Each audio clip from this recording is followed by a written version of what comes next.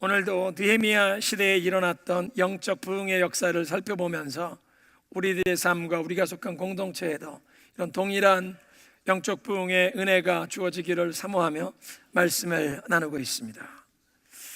일곱째 달 초하루에, 나팔절이죠, 수문 앞 광장에 모여서 하나님의 말씀을 듣는 일일 사경회가 열렸고, 그달 보름부터 시작되었던 일주일간 온 백성이 지켰던 초막절기, 그 초막절기 기간 동안 매일 하나님의 말씀을 들으면서 백성들은 하나님의 시각으로 자신들의 삶과 자신들의 가정, 자기가 속한 공동체, 민족의 역사를 바라보면서 그동안 죄와 불순종을 하나님 앞에 참회하기 시작했고, 그리고 이제부터라도 하나님의 말씀에 순종하며 살겠다는 굳은 서약을 하게 되었습니다.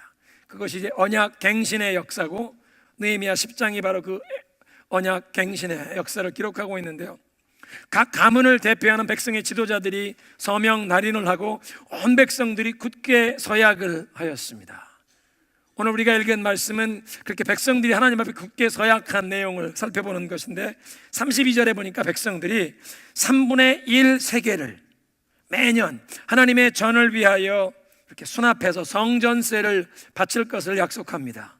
세겔이란 은전의 단위를 얘기하는데, 오늘도 이스라엘의 통화의 이스라엘의 화폐의 기준이 세겔입니다. 본래 은이라는 히브리 말인데 그게 이제 은전을 뜻하는 말도 되었습니다. 출애굽기 30장에 보면 애굽에서, 이집트에서 노예 생활에서 해방된 이스라엘 백성들에게 하나님께서 모세에게 명하십니다. 백성들을 기수하라.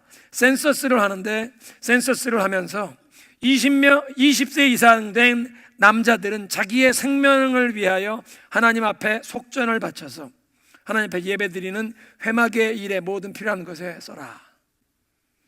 애굽에, 이집트에 있는 동안은 하나님께서 그 이집트의 모든 시민들에게 재앙을 내리시고 연병을 내리셨는데, 이스라엘 백성들은 하나님의 백성이라고 그 재앙이 내리지 않았던 것 때문에 ransom, 속전을 하나님 앞에 내라는 것입니다. 그리고 하나님께서 그렇게 이스라엘 백성들에게 이제 이 센서스를 하면서 특별히 남자들을 선을 그어놓고 기수를 하는데, 선을 넘어갈 때마다 속전을 내게 하는데 그 속전이 반 세겔이었습니다. 은전 반 양씩을 내라. 여기 느헤미야 10장에는 3분의 1 세겔을 내게 한 것이 아마 페르시아 제국 시대의 이 은전의 사이즈가 커져서 이때 3분의 1 세겔이나 출애굽기 시대의 반 세겔이 아마 같은 가치였을 것이라고 성경학자들은 그렇게 얘기를 합니다. 신약시대 예수님 당시에 로마의 역사가였던 요세푸스의 이 기록에 의하면 예수님 시대에도 1세기에도 세계 곳곳에 흩어져 있던 유대인들이 예루살렘에 있는 성전을 위해서 이 성전세 반 세겔씩을 걷어서 자기들 지역에 있는 사람 중에 성지순례 가는 사람이 다 그걸 모아서 성전에 갔다가 이 반 세겔씩 성전세를 바쳤다는 것입니다. 중요한 것은 느헤미야 10장에 포로 생활에서 귀환한 이 백성들이 이제 성전세를 바치겠다고 서약하는 이유가, 이 성전에서 하나님 앞에 드려지는 예배에 자기들이 열정과 헌신을 다해서 그것으로 후원하겠다는 약속을 하는 것입니다. 이 성전에서 하나님 앞에 드려지는 예배에 우리가 최선을 다하여 그 예배를 우리가 후원하겠습니다. 예배에 대한 헌신의 표현입니다. 32절에 우리가 또 스스로 규례를 정하기를 해마다 각각 3분의 1 세겔의 3분의 1을 수납하여 하나님의 전을 위해 쓰는데, 33절에 보니까 진설병은 이 성전에 들어가면 성소 안에, 성소 문 안에 들어가면 오른편에 북쪽에 금으로 된 진설병 상이 있었습니다. 떡을 12덩이, 하나님 앞에 이스라엘의 12지파를 상징하는 12덩이의 떡을 6개씩 두 무더기를 싸서 하나님 앞에 항상 그 12덩이의 떡을 바치고, 하나님 우리 주의 백성들을 기억하옵소서. 그런데 그 12덩이의 떡을 매 안식일마다 새롭게 떡을 구워서 제사장이 들고 들어가서 그 진설병상에 있던 떡상에 있던 걸 내오고 거기에 새로운 떡을 바칩니다. 그리고 그 나온 떡은 제사장들이 이제 이 성전에 섬기는 제사장들이 나누어 먹습니다. 진설병과 항상 드리는 소제와 가루 소자입니다. 가루로 하나님 앞에 가장 고운 밀가루를 하나님 앞에 제물로 제사로 드렸습니다.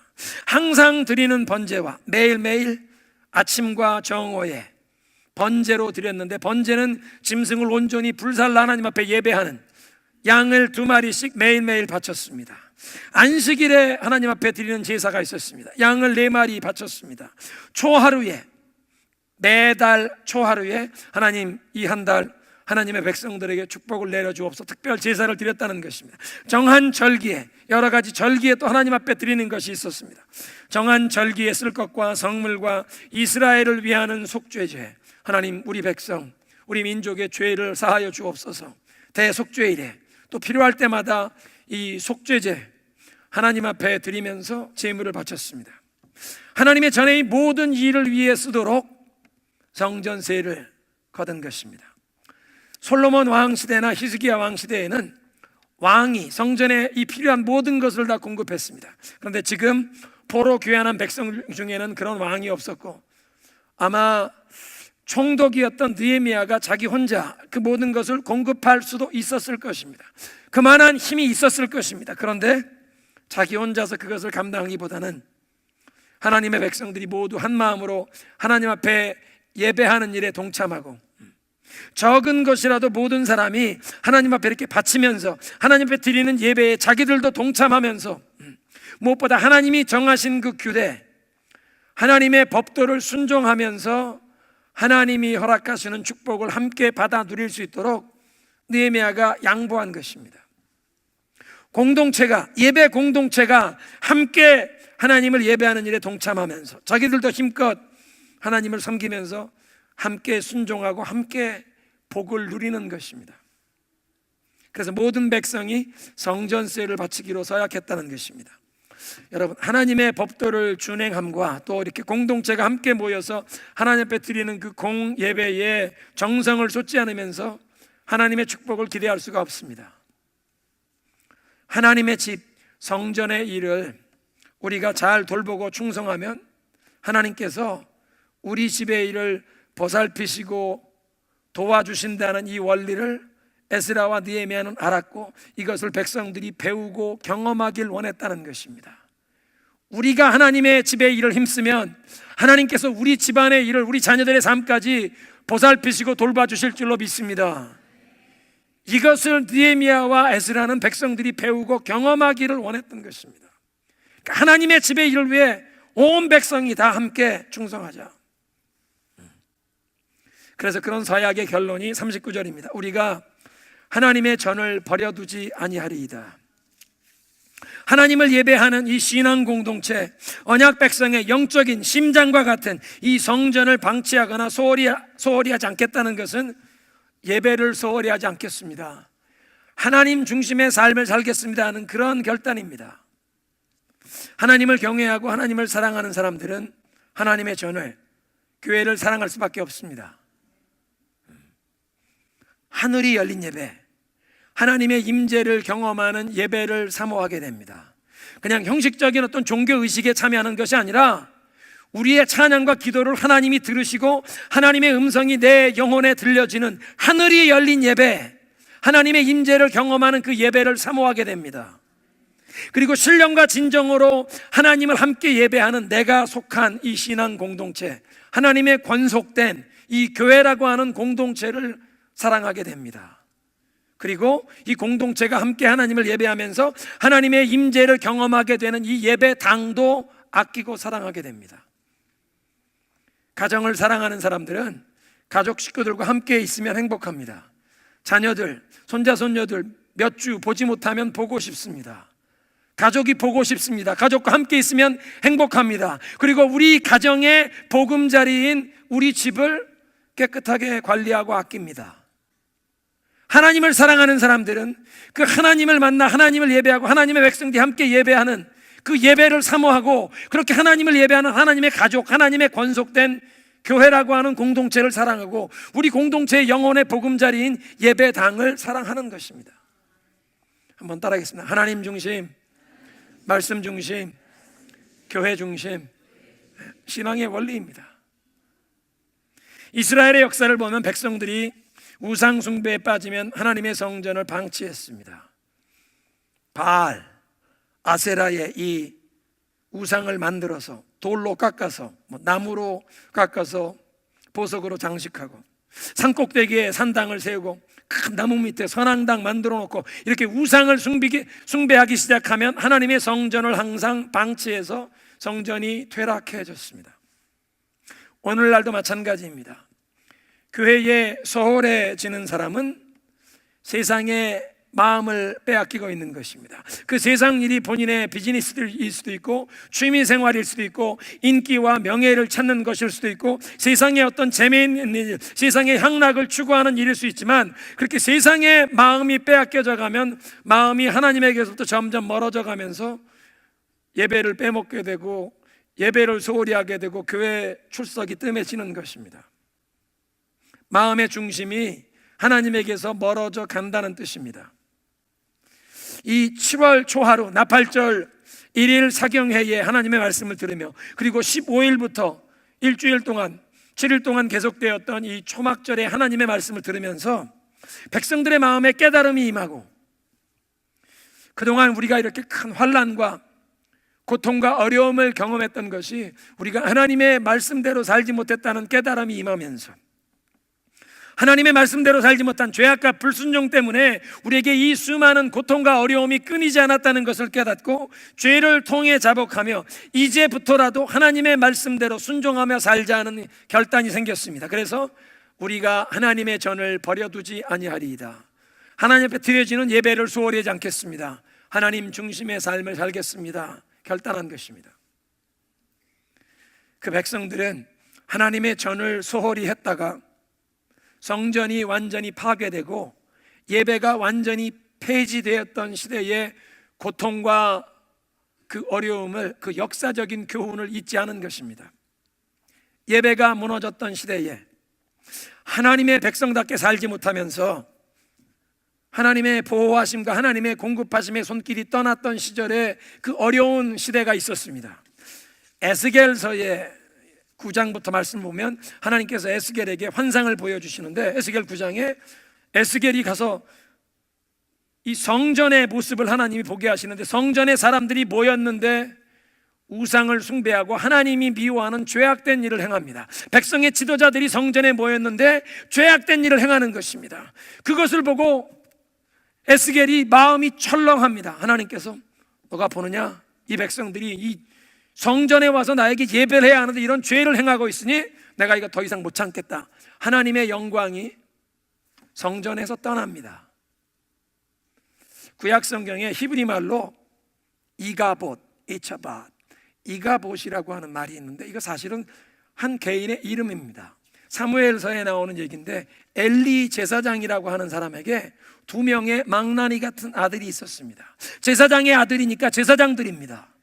실로에서 하나님 앞에 이제 회막이 있고 거기에 사람들이 해마다 이때가 되면 자기들이 와서 예배를 드리고 하나님 앞에 제물을 바치는데, 이 엘리 제사장의 2 아들 젊은 제사장들은 하나님을 두려워하지 않고 제물에만, 쾌락에만 마음이 있어서 하나님 앞에 드려지는 제물을 중간에 하나님 앞에 바쳐지지도 않았는데, 야 고기 내놔라 빼앗아가는 이런 일이 막 있었습니다. 그런데 블레셋과 전쟁이 일어났습니다. 블레셋과 전쟁이 일어나니까 이 엘리 제사장의 2 아들들이 우리가 이기려면 하나님이 도와주셔야 한다. 여기 이 언약궤, 법궤를 우리가 메고 나가면 하나님이 우리와 함께 해서 우리가 전쟁에 이긴다. 하나님을 두려워하지도 않고 하나님 앞에 드려지는 예배를 그렇게 무시하는 사람들이 자기들이 법궤를 메고 나간다고 하나님이 무슨 부적을 들고 나가는 사람 도와주는 것처럼 도와주시는 분이 아니죠. 전쟁터에 나갔다가 엘리 제사장의 2 아들은 죽임을 당하고 메고 나갔던 언약궤가 블레셋 사람들에게 빼앗깁니다. 그런데 엘리 제사장의 이 며느리, 그 법궤를 메고 나갔던 망나니 아들 중에 한 사람의 아내가 있었는데 임신 중이었습니다. 소식이 전해졌습니다. 전쟁터에 나갔던 2 아들들, 이 젊은 제사장들이 죽임을 당하고 법궤를 이 블레셋 사람들에게 빼앗겼다. 그 말을 듣고 이 임신했던 며느리가 충격을 받고 아기를 이제 출산하기 시작하는데 난산이 되어서 죽습니다. 그런데 죽기 전에 애를 낳으면서 남편은 죽고 법궤를 뺏겼으니 영광이 이스라엘에게서 떠났다. 그래서 이름을 이가봇, 영광이 떠났다, 이가봇, 그리고 죽습니다. 에스겔서 10장은 이가봇입니다. 성전에서 하나님을 예배하지 않고 우상 숭배를 하니까 하나님이 영광이 떠나시는데 성전만 벗어나는 것이 아니라 예루살렘의 동편분에서 하나님이 떠나버리십니다. 하나님이 떠나시니까 하나님의 보호와 공급의 손길도 떠나는 것입니다. 그리고 역사에 그 일이 그대로 나타납니다. 바벨론 제국의 느부갓네살 왕이 예루살렘의 대군을 이끌고 와서 예루살렘 성이 함락당하는데 하나님을 예배하는 성전까지 완전 파괴가 되어서 예배가 폐지가 되어버립니다. 그리고 백성들은 우상을 숭배하는 이방인들에게 전쟁 포로로, 노예로 끌려가서 바벨론 땅에서 갖은 수치와 수모를 당하게 되었습니다. 시편 137편에 그런 고백이 있습니다. 우리가 바벨론의 여러 강가에서 거기에 앉아서 시온을 생각하며 울었도다. By the rivers of Babylon we wept as we remember Zion. 70년대 말 80년대 초 여기 50대 60대 되신 어르신들 기억하실 것 같은데 팝송 중에 빌리지 핏불이 부르는 이게 By the rivers of Babylon we wept, 뭐 그런 노래가 있었습니다. 그게 시편 137편 이 가사를 얘기하는 겁니다.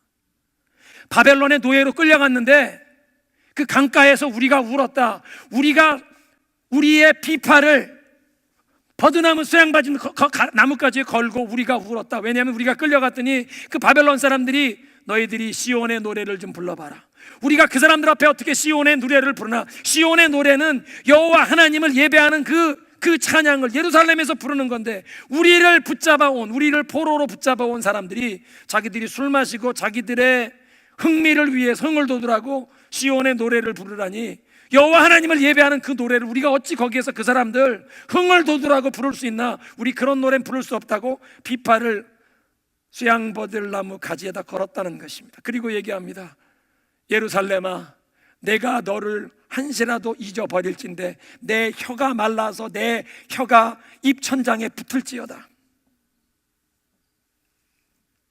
그 백성들 앞에서 시온의 노래는 부를 수 없지만 그 시온을 사모하며 수치를 당하지만 그렇게 살았습니다. 선지자 예레미야를 통해 하나님이 예고하셨던 대로 70년의 바벨론의 포로 생활이 끝나고 이스라엘로 돌아오게 되었는데도 예루살렘에 성벽이 없이 지내는 약 90여 년 동안 주변의 이방 민족들에게 노략질을 당하고 수치와 능욕을 당했습니다. 드디어 하나님을 경외하는 경건한 기도의 사람 느헤미야가 페르시아 제국 황제의 임명을 받아서 예루살렘의 총독으로 부임했고 52일 만에 150년 동안 폐허로 있던 예루살렘의 성벽이 건축이 되는 기적과 같은 일이 일어났습니다. 그런데도 아직도 페르시아 제국의 식민 통치 지배를 받고 있었기 때문에 백성들의 어려움과 고통은 끊이지가 않았다는 것입니다. 그래서 느헤미야 9장에 보면 하나님 앞에 자기들의 죄를 참회하는 가운데 하나님 앞에 이렇게 고백합니다. 새번역 성경인데요, 느헤미야 9장 36절, 하나님 그러나 보십시오, 오늘 이처럼 우리는 종살이를 합니다. 다른 것도 아니고 좋은 과일과 곡식을 먹고 살라고 하나님께서 우리 조상에게 주신 바로 그 땅에서, 그 약속의 땅에서, 젖과 꿀이 흐르는 그 땅에서 우리가 종이 되었습니다.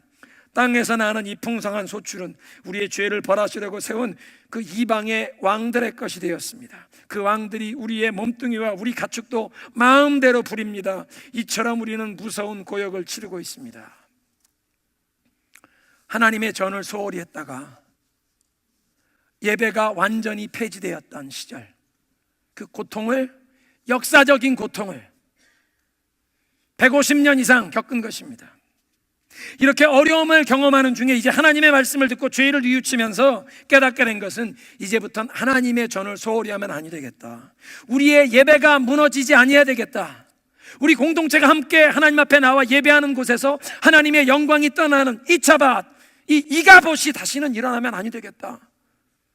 우리가 예배하는 곳에 하나님의 영광의 임재가 있고, 그래서 하나님의 보호하심을, 하나님의 돌보심을 우리 온 민족이 누리기를 소원하는 마음이 생겼다는 것입니다. 그래서 하나님의 전을 우리가 소홀히 하지 않겠습니다.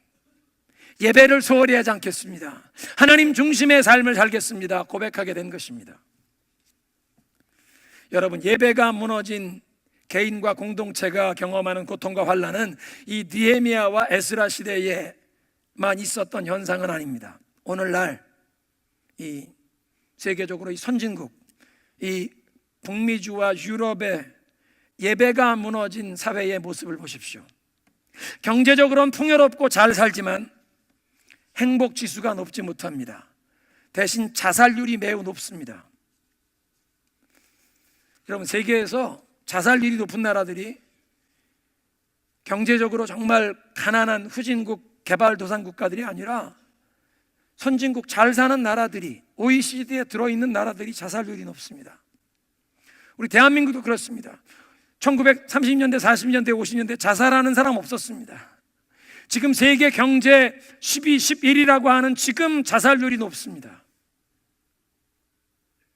예수님께서 말씀하시기를 사람이 떡으로만 사는 것이 아니라 하나님의 입으로 나오는 모든 말씀으로 산다고 하셨는데, 경제 문제만 해결된다고 사람들이 행복하지 않다는 것을 행복지수가, 수많은 사람들이 절망하고 낙심한 가운데 자기들의 삶을 그냥 끊어버리는 이 자살하는 모습이 보여주고 있습니다.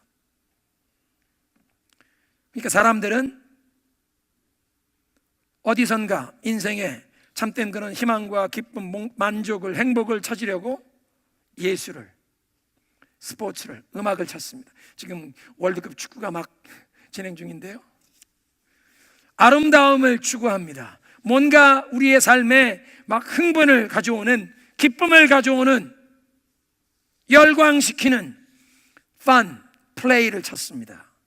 그런데 문제는 이 선진국 북미주나 유럽을 보면, 대한민국을 보아도 예술이 있고 스포츠가 있고 음악이 있는데도 행복지수가 높지 못합니다. 예배를 상실해버리니까 거대한 200년, 300년, 400년 전에 진 거대한 성당들이 비어서 예배하는 장소가 아니라 그냥 관광객이 오는 박물관이 되어버렸습니다. 여러분, 오늘날 예배가 무너진 대한민국의 청년들의 삶을 보십시오. 70년대, 80년대 사실 그 어렵던 시절에 대학생들 가운데도 20%, 25%가 믿음을 가진 신앙생활하던 청년들이었는데, 오늘날 우리 대한민국의 대학생들 가운데 이 교회 예배에 정기적으로 참석하는 학생들의 비율이 4% 미만입니다. 예배가 무너진 젊은이들 가운데 대한민국을 헬조선, 지옥과 같은 조선이라 헬조선이라고 부릅니다. 여러분, 잘 생각해 보십시오. 우리 배달민족 반만 년의 역사에 지금처럼 잘 먹고 잘 살던 시절이 언제 있었습니까? 60년대 말 70년대까지도 보릿고개가 있었습니다. 지금은 경제적으로 풍요롭게 살게 되었지만 예배가 무너지니까 세계 경제 12, 11위가 된다고 하는 나라 가운데 젊은이들 가운데 소망이 없습니다. 예배가 무너진 개인과 공동체에는 인생에 참된 만족과 기쁨이 없다는 것입니다. 역사적으로 그런 고통을 150년 이상 겪었던 이 이스라엘 백성들이 이제 느헤미야와 에스라와 함께 하나님 앞에 서약하는 것입니다. 하나님의 전을 소홀히 하지 아니하리라. 우리가 예배를 소홀히 하지 아니하리라. 하나님 중심의 삶을 살리라. 그리고 이제 34절에 성전에 필요한 나무를 공급하기로 합니다. 하나님 앞에 드리는 예배에 이 제사의 제물을 불사르는 그 나무, 제비를 뽑아서 제사장, 레위인 모든 백성들이 나무를 공급하는 당번 순서를 정하겠다는 것입니다. 연중에 꾸준하게 일정량의 이 나무를 공급해서 제단에 필요한 나무가 부족하거나 아니면 너무 많이 성전 경내에 이 땔감 나무를 쌓아놓는 그런 일이 없도록 적당한 분량을 시간에 맞춰서 하나님 앞에 예배하는데 모든 사람이 돌아가며 공급하겠다. 그러니까 하나님께 드리는 예배에 모든 사람이 정성을 다해 참여하겠다는 것입니다. 그 다음엔 성전세뿐만 아니라 하나님께 드리는 그 제사와 예배를 주관하는 제사장들과 레위인들을 공급하도록 하나님께서 정하신 헌물과 이 처절매 11조 제도를 준수하기로 서약하고 있습니다. 제사장들과 레위인들이 자기들의 생활이 궁핍해지면, 그래서 가정을 부양할 수 없으면 세속적인 다른 일, 생업을 통해서 자기들의 가족의 필요를 채우려고 하다 보면 하나님 앞에 예배 드리는 이 제사하는 일이 소홀해집니다. 제사 드리는 일에 전념해야 하는 사람들이 자기들 의식주 문제를 해결하기 위해서 다른 생업이 생기면, 이 제사가 무너지면, 예배가 무너지면 온 나라가 함께 복을 받는 길인 이 하늘이 열리고 하나님의 복이 임하는 예배가 무너지게 되는 것입니다. 그래서 제사장과 레위인들은 하나님께 드리는 그 예배를 섬기는 데 전념하도록, 저들의 필요를 하나님께서 백성들이 공급하도록 하셨습니다. 그래서 여호수아와 함께 그 약속의 땅에 들어왔을 때 12지파에게 땅을 나눠주시는데, 레위 지파에겐 하나님이 땅을, 어떤 지역을 지정해 주지 않으시고, 내가 너희들의 분깃이다, 내가 너희들의 기업이다, 너희들은 하나님 앞에 예배하는 그 일에 전념하고 너희들이 흩어진 곳에서 백성들에게 하나님의 법도를 부지런히 가르치면 백성들이 이 여호와 신앙으로 하나님의 바치는 첫 열매와 11조, 그것이 너희들의 분깃이 되리라. 이것이 하나님이 정한 도였습니다. 그러니까 이 첫 열매 예물을 바치고 11조를 하나님 앞에 바치겠다는 것은, 제가 지난 주일에도 메시지 가운데 이 구약에 어떤 사람들은 구약의 그 모든 율법이 이제 신약 시대엔 필요 없는 율법 폐기론이나 아니면 본질은 잊어버리고 그 작은 문자적인 것 붙잡는 율법주의의 이 극단적인 것을 피해야 한다고 하는데, 이 첫 열매와 11조 제도도 그런 것입니다. 오늘도 믿음으로 순종하면 그 가운데 하나님의 놀라운 축복을 경험하는 줄로 믿으시기 바랍니다. 잠언 3장 9절에 하나님 이렇게 말씀하십니다. 내 재물과 내 소산물의 처음 익은 열매로 여호와를 공경하라. 그리하면 내 창고가 가득히 차고 내 포도즙 틀에 내 포도즙이 넘치리라. 내 재물과 소산물의 처음 익은 것으로 하나님을 높여라. 내가 쓰고 남은 것 하나님께 바치는 것이 아니라 제일 먼저 첫 것을 하나님 앞에 바치라는 것입니다. 믿음의 분량만큼 순종하면, 실천하면 하나님께서 공급하실 줄로 믿으시기 바랍니다. 무거운 종교적인 의무로 멍에를 지우는 것이 아니라 하나님께서 진정 형통하는 길, 믿음으로 사는 길, 축복의 길, 하나님이 보호하시고 인도하시고 공급하시는 그 길을 보게 하시는 것입니다. 그것이 첫 열매와 이 11조의 제도입니다. 그래서 37절부터 보면 우리 산물의 11조를 레위인들에게 드리겠습니다. 신명기 14장에 보면 하나님께서 이 11조 제도를 세우신 이유를 이렇게 말씀하십니다. 내 하나님 여호와 경외하기를 항상 배울 것이니라. To teach you to put God first in all things. 모든 것에서 하나님 제일주의로 사는 것을 배워갈 수 있도록 11조를 제도로 주셨다는 것입니다. 어떤 분들은 얘기합니다. 목사님, 이 신약시대에도 11조를 해야 합니까? 그런 질문에 예수님이 이렇게 대답하십니다. 내 재물이 있는 곳에 내 마음도 있느니라. 사람이 재물과 돈과 하나님을 겸하여 섬길 수가 없느니라. 돈의 노예가 되고 돈에 얽매이지 않도록, 탐욕에 얽매이지 않도록 하나님을 내 인생의 주인으로 삼는 그 해법의 방법이 11조 생활이라는 것입니다. 목사님, 10개 가지고 살아도 모자른데 10개 중에 하나를 바치고 9개 가지고 살라고요? 10개 가지고 모자르면 그 10개 중에 하나 하나님에 바쳐도 아무런 상관없습니다. 근데 10개 가지고 모자르면 그때부터라도 하나님의 도우심과 하나님의 공급하심이 필요합니다. 그러니까 그때부터라도 하나님의 은혜를 힘입어 살아야 합니다. 10개 가지고 살아도 모자른 것은 하나님이 공급하시고 하나님이 보호하시는 것이 없다는 뜻입니다. 지금까지 하나님의 뜻대로 살지 못했으면, 하나님이 공급하지 않으면 아무리 내가 힘써도 소용이 없구나. 11조 원리는 이런 것입니다. 우리가 얻은 것을 다 하나님이 주신 것을 인정하고 하나님께 10개를 다 바치는데, 하나님께서 내가 오너이가 내가 소유자인 것을 다 인정하니 내가 하나만 받고 9은 너에게 다시 맡기니 하나님의 영광을 위해 이웃을 사랑하고 베풀고 섬기는데 네가 잘 관리하고 써라. 9을 다시 주시는 것입니다. 그래서 그 9을 가지고 하나님이 기뻐한 선한 사업에 힘쓰고 구제하고 기쁨으로 우리 가정의 필요도 쓰지만 그렇게 하나님이 맡겨주신 정직의 삶을 사는 것이 11조 생활입니다. 하나님은 빼앗아 가려는 것이 아닙니다. 바치라는 것이 아닙니다. 야고보서에 말씀하십니다. 온갖 좋은 선물과 온전한 것들이 하늘로부터 빛의 하나님으로부터 내려오나니. 하나님은 우리에게 좋은 것을 주시길 원하시는 분인 줄로 믿습니다. 베풀고 주시기를 원하십니다.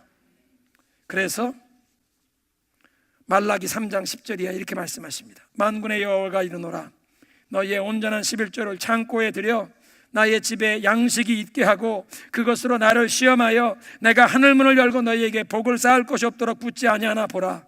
만군의 여호와가 이르노라, 내가 너희를 위하여 메뚜기를 금하여 너희 토지소산을 먹어 없애지 못하게 하며 너희 밭의 포도나무 열매가 기한 전에 떨어지지 않게 하리니 너희 땅이 아름다워짐으로 모든 이방인들이 너희를 복되다 하리니 만군의 여호와의 말이니라. 제가 강단에서 무슨 이 헌금 생활에 대한 설교 많이 잘 안 합니다. 그리고 우리 당회원들 어떤 분들이 말씀하시길, 목사님 이거 중직자 선출하기 위해서 공천 과정을 하다 보니까 사람들이 겉으로 보기엔 신앙생활 잘 할 것 같은데 11조 생활도 못하는 분들이 있습니다. 목사님 이거 좀 강조하셔야 되지 않습니까? 그냥 순서에 따라서 이렇게 말씀을 강론하다가 오늘 이 11조 생활과 처절매가 딱 나오니까 말씀드리는데요, 하나님은 내놔라 하시는 분이 아니라 주기를 원하십니다. 그런데 우리에게 베풀고 좋은 것 주기를 원하시는 앞에 받으려면 하나님의 성전을 소홀히 하지 않고 예배를 소홀히 하지 않고 하나님의 중심의 삶을 살아야 한다는 것입니다. 오늘 이 말라기의 말씀처럼 혹 여러분 가운데 아니면 여러분의 자녀들의 삶 가운데 열심히 일을 하고 열매를 얻으려고 해야 하는데 열매를 얻기 전에 열매가 떨어지는 일들이 있습니까? 열심히 수고하고 노력하고 사업을 벌이고 구상하고 노력을 투자해서 이제 추수할 때가 되었는데 메뚜기 때가 와서 그 열매를 다 먹어버리듯 하는 그런 일들이 자꾸 반복되는 경우가 없습니까? 이제부턴 하나님의 방법대로 사시기로 결단하시기 바랍니다. 10개 가지고도 모자란 거 이젠 이게 아니구나. 이제부터라도 하나님 방법대로 살아야겠다. 하나님의 보호하심, 하나님의 공급하심을 경험하며 살아야 되기에 돌아와야 하는 것입니다. 성전세 3분의 1 세계를 바치고 초절매 예물을 바치고 11조를 성실하게 드리고 백성이 서약한 것은, 가장 중요한 것은 하나님 앞에 드리는 이 예배에 정성과 열심을 다하겠다, 참된 예배가 회복되기를 소원하며 우리가 하나님의 전을 소홀히 하지 않겠습니다. 하나님의 전을 소홀히 하고 이 예배가 완전히 폐지되었던 시대의 그 고통과 수치가 끊이지 않았던 그 일을 깨닫고 이제부터는 예배를 소홀히 하지 아니하리라, 하나님 중심으로 살리라.